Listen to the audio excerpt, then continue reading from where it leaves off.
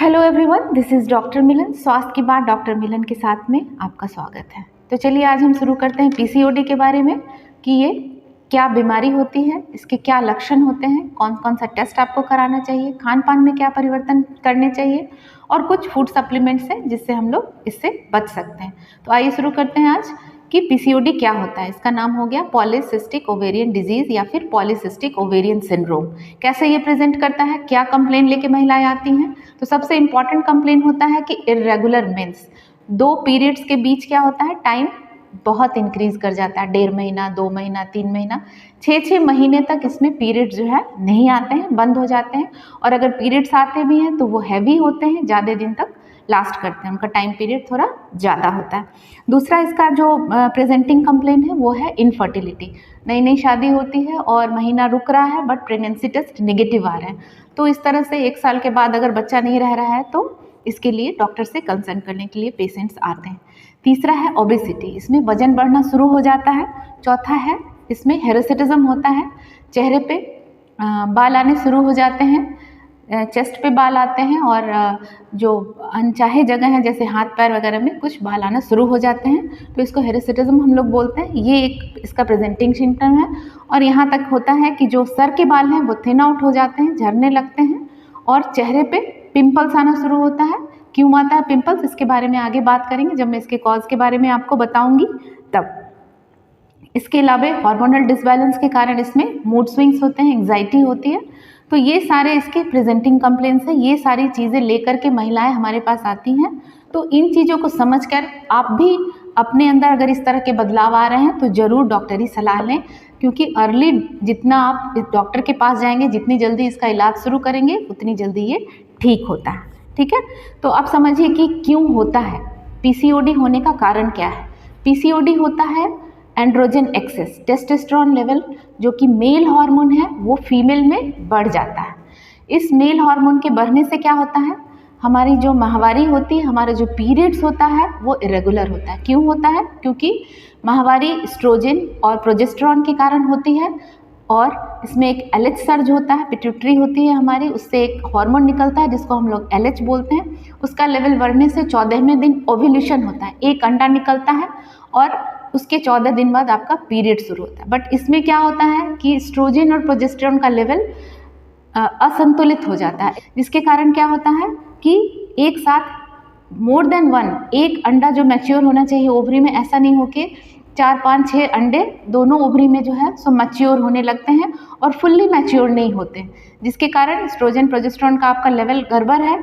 उसके अलावा क्या होता है कि जो पिट्यूटरी से हार्मोन निकलता है एलएच, उसका इस पे इफेक्ट नहीं हो पाता है, एलएच का लेवल कम रह जाता है, तो ओव्यूलेशन ही नहीं होता। ओव्यूलेशन नहीं होने के कारण क्या होता है, timing of the period, in between the period जो टाइम होता है वो बढ़ जाता है। तो ये आपने समझ लिया कि हार्मोन का डिसबैलेंस इसमें हो रहा है। दूसरा क्या होता है कि इसमें इंसुलिन का रेजिस्टेंस टू द सेल बढ़ जाता है।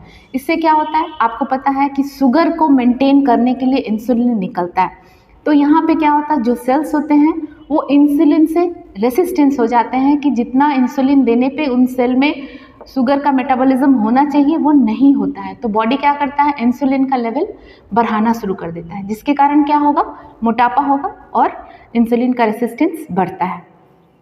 तो ये हो गया आपका हार्मोन का जो डिसबैलेंस होता है, उसके कारण इसके प्रेजेंटेशन इस तरह से आने शुरू होते हैं। इसके अलावा जो है टेस्टोस्टेरोन का लेवल जो बढ़ता है उसके कारण आपका हेरोसिटिज्म होता है, हेयर चेहरे पे आना शुरू हो जाते हैं, एक्ने की समस्या होने लगती है, बहुत सारा चेहरे पे पिंपल्स हो जाता है।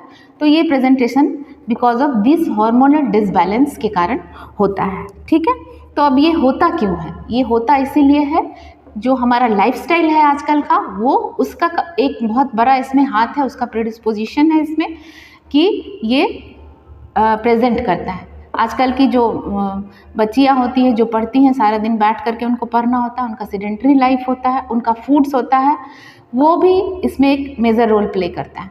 तो सबसे पहला हो गया कि अगर आप फिजिकल एक्टिविटी नहीं कर रहे हैं, नहीं चल रहे हैं, वॉक नहीं कर रहे हैं, आपका कैलोरी नहीं बर्न हो रहा है, तो एक कारण ये है। दूसरा कारण क्या है कि जो आपका कंजम्पशन है फूड का, उसमें रिफाइंड शुगर, मैदे से बनी हुई चीज़ें, लिपिड कंटेंट वो ज़्यादा है, जैसे कि पिज़्ज़ा, बर्गर, जो मोमोज़ हो गए, उसके बाद जो कार्ब्स हैं ज़्यादा, जैसे कि आपका मिठाई वगैरह हो गया, उनका कंजम्पशन अगर ज़्यादा कर रहे हैं तो इसके कारण भी ये प्रेडिस्पोज करता है, इंसुलिन का लेवल बढ़ता है इसमें, और इस ग्लूकोज को मेटाबॉलिज्म करने के लिए, जिसके कारण कि डिसबैलेंस ऑफ द हार्मोन होता है।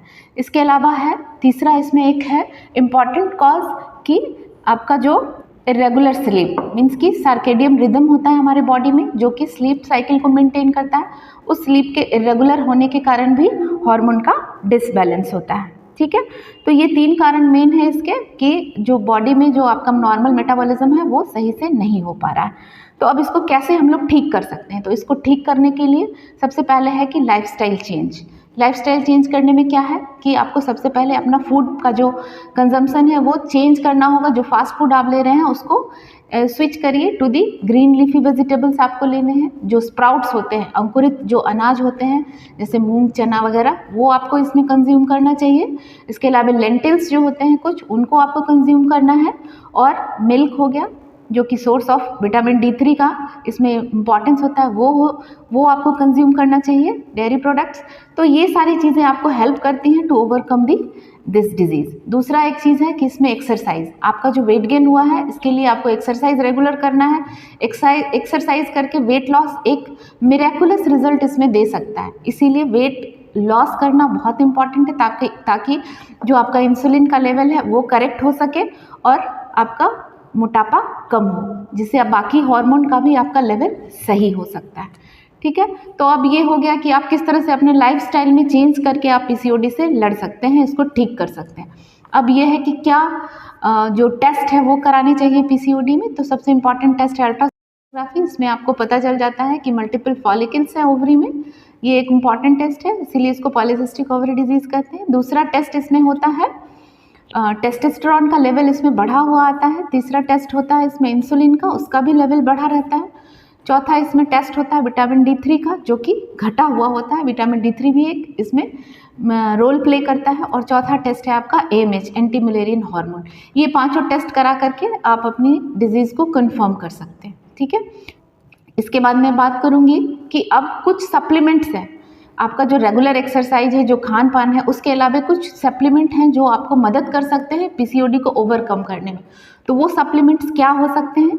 सबसे पहले आपका है ओमेगा 3 फैटी एसिड, जो कि आपका साल्मन में, फिश वगैरह में पाया जाता है। दूसरा है आपका कोएंजाइम Q10, जो कि आपकी लिपिड जो मेटाबॉलिज्म होता है उसको करेक्ट करने में ये हेल्प करता है। तीसरा है विटामिन D3, जो कि जिस महिलाओं में देखा गया है ऐसा कि जिसमें विटामिन D3 का कमी होती है उसमें जो है ये डिजीज़ ज़्यादा होता है। चौथा ये है इनोसिटॉल, ये बहुत ही इंपॉर्टेंट है, रिसर्च इस पे पूरा हुआ है और ये प्रूवन है कि इनोसिटॉल लेने से आपकी जो है, अगर आप इसको 2 से 3 महीने तक रेगुलर जो प्रॉपर डोजिंग है उसमें लेते हैं तो आपका पीरियड रेगुलर होता है, आपका वेट लॉस होता है, बाकी आपके जो हार्मोन्स के लेवल है वो सही हो सकते हैं। तो ये जो सप्लीमेंट्स हैं ये आपको लेने चाहिए। इसके अलावा आपका DHA है, वो भी इसमें हेल्प करता है आपको इस डिजीज़ से ओवरकम करने में। कुछ फूड्स के बारे में अभी रिसर्च आई है, जैसे कि हल्दी में जो है कुरकुरामिन नाम का एक रसायन होता है, एक थिंग होता है जो कि आपको हेल्प करता है इसको रिड्यूस करने में, पीसीओडी को। और सिनामन पाउडर जो है वो भी जो है इम्पॉर्टेंट है, इसका रोल है। उसको अगर आप रेगुलर बेसिस में कंज्यूम करते हैं फूड में तो भी आपको जो है ये पीसीओडी से छुटकारा मिलने में आसानी हो सकती है। तो ये था सब कुछ अबाउट द पीसीओडी। इनफर्टिलिटी में भी इसका जो है सो बहुत रोल है, तो अगर आप इससे अवेयर हैं, ये भी आपका one of the cause infertility का हो सकता है, तो ज़रूर आप अपने डॉक्टर से बात करें। इस तरह के सिम्टम से अगर आप जूझ रहे हैं तो ये जो है सो एक कॉमन प्रॉब्लम हो रहा है हमारे यहाँ। 5 to 20% ऑफ दी महिलाओं में ये प्रॉब्लम है। तो ये अवेयरनेस आप उन्हें भी बताइए, उन्हें भी समझाइए और इस चैनल को सब्सक्राइब और लाइक करिए। Thank you.